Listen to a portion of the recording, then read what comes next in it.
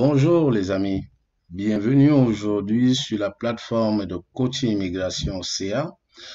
Le tuto d'aujourd'hui porte sur la preuve de fonds requise pour votre processus d'entrée express au Canada. Nous allons aborder des thèmes qui sont les suivants. Qu'est-ce qu'une preuve de fonds? Qui doit fournir la preuve de fonds? Qui n'a pas besoin de fournir une preuve de fonds? Quelle est la somme dont vous aurez besoin comme preuve de fonds? Qu'est-ce qui peut être accepté comme preuve de fonds? Sous quelle forme vous pouvez donner votre preuve de fonds? Et aussi, on parlera de la lettre que la banque ou bien votre institution financière doit vous délivrer pour la preuve de fonds. Qu'est-ce qu'elle doit comporter? Et on parlera aussi des mises à jour des preuves de fonds faites par le gouvernement canadien parce que ces preuves de mise de fonds sont update, sont mises à jour à toutes les années. On parlera aussi des recommandations que nous vous faisons concernant la preuve de mise de fonds. Et enfin, nous allons conclure.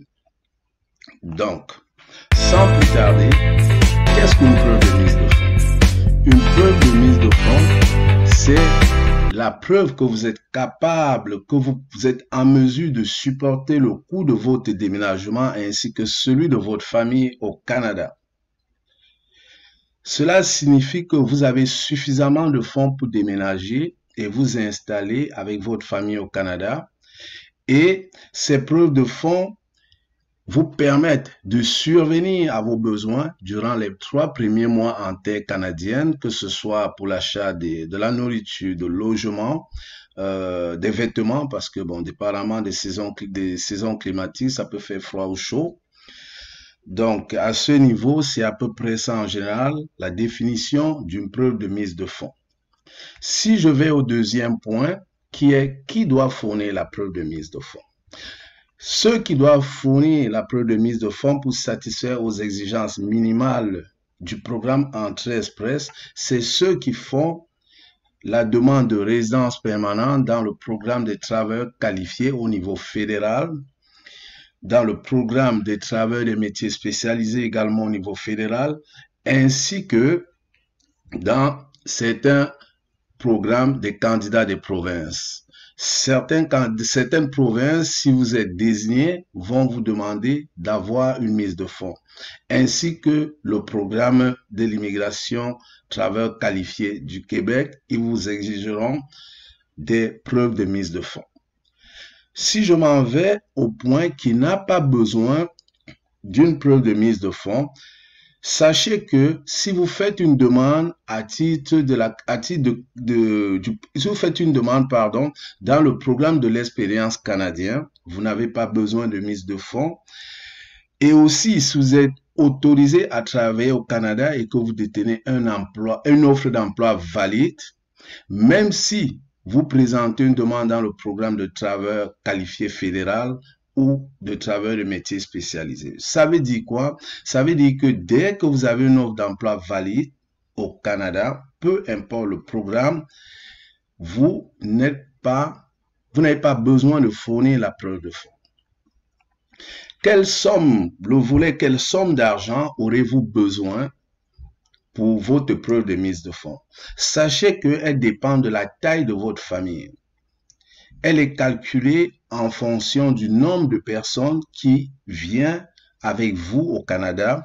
Cela veut dire, si vous êtes seul, la preuve de mise de fonds, comme vous allez pouvoir le voir, est énumérée dans le tableau qui suivra.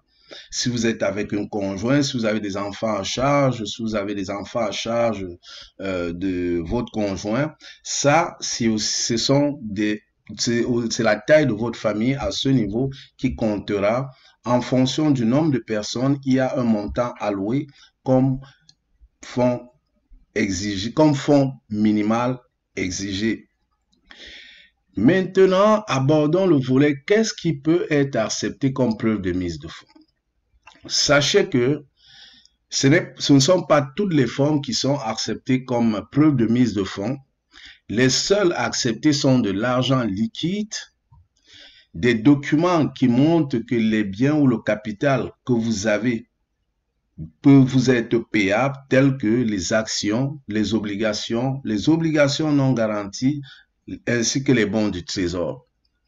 Sachez également que des documents garantissant que vous avez une somme d'argent, que vous pouvez l'avoir à tout moment, tels que des traites bancaires, des chèques de voyage ou des mandats sont acceptés comme preuve de mise de fonds. Surtout, n'hésitez pas de vous abonner, de liker, de partager et d'activer la cloche de notification pour ne rien rater dans nos prochains tutos. Maintenant, on va parler de la lettre bancaire pour la preuve de fonds. Au niveau de la lettre bancaire pour la preuve de fonds, sachez qu'elle peut provenir de une ou plusieurs institutions où vous avez des comptes, que vous ayez des placements, des dettes en cours, telles que des dettes ou bien des prêts contractés sur des cartes de crédit. OK? Et aussi, il faut savoir que cette lettre doit comporter l'entête de la banque, doit comporter les coordonnées postales et téléphoniques de la banque, doit également avoir votre nom, vos numéros de compte, les dates d'ouverture des différents comptes, le solde actuel, c'est-à-dire au moment où vous déposez cette preuve, au moment où vous déposez cette preuve de fonds avec vos documents. Il faudrait que cette lettre comporte le solde du compte à l'instant, ainsi que le solde moyen au cours des 6 derniers mois, parce que la preuve de fonds, elle est évaluée sur les 6 derniers mois. Quant aux mises à jour des preuves de fonds, il faut toujours vérifier que les exigences des fonds, vous les respectez toujours, afin de ne pas avoir de surprise dans l'évaluation de votre dossier. Ces changements sont effectués chaque année en fonction du 50% des totaux du seuil à faible revenu. Bien que ces changements soient minimes, ils peuvent toujours affecter votre admissibilité dans le programme Entrée Express si vous ne remplissez pas les exigences minimales. Quant aux recommandations, sachez que il est recommandé de ne pas demander la preuve de fonds à votre banque avant d'avoir reçu l'invitation à présenter la demande. Il se peut toutefois d'ailleurs que les banques soient incompétents à vous produire ce document en temps opportun, et ces documents peuvent comporter des erreurs. Je vous donne un exemple. Imaginez-vous que la production d'un document prend 3 semaines et qu'elle comporte des erreurs. Cela veut dire que ça vous prendra une autre 3 semaines supplémentaires pour vous produire ce même document, ce qui vous fera un total de 6 semaines. Sachant que vous avez 8 semaines, qui est l'équivalent de 60 jours pour produire tous les documents qui vous sont demandés, quand vous présentez votre demande Entrée Express, vous allez être à court de temps. Donc, il est déjà mieux, une fois que vous déposez votre demande dans le bassin Entrée Express, que vous puissiez déjà avertir votre banque de préparer le document et de leur donner les informations dont ils ont besoin pour remplir le dit document. Un autre truc qu'on vous recommande d'ailleurs, c'est que si votre score dans le bassin Entrée Express est au-dessus de 480, cela veut dire que vous avez une grande chance d'être sélectionné. Dans ce cas, commencez déjà à faire la demande auprès de votre institution de ce document, question de gagner en temps. Ce que vous deviez savoir aussi, c'est que l'immigration demande l'historique sur 6 mois. OK? Donc, vous avez 60 jours pour faire la demande de ce document. Même s'il est conseillé de l'avoir pour certains cas au moment où vous faites votre demande ou vous déposez votre profil dans le bassin Entrée Express.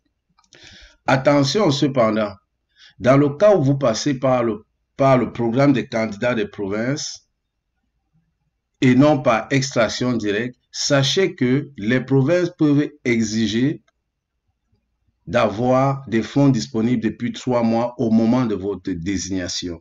Et quand on parle de désignation, ça veut dire en fonction des critères déterminés par la province, qui sont généralement des critères économiques, ils peuvent vous choisir à présenter une demande. Dans ce cas-là, il faudrait que vous ayez les fonds disponibles au moins pendant 3 mois. Nous vous remercions d'avoir pris le temps d'écouter ce tuto.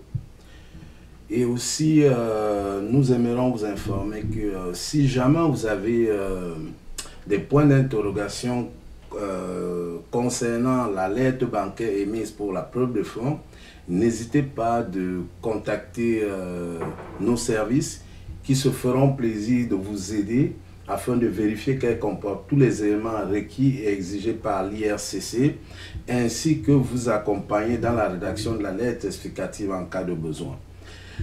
Surtout, n'hésitez pas de partager et de nous laisser vos commentaires parce que c'est avec un grand plaisir que nous vous répondons.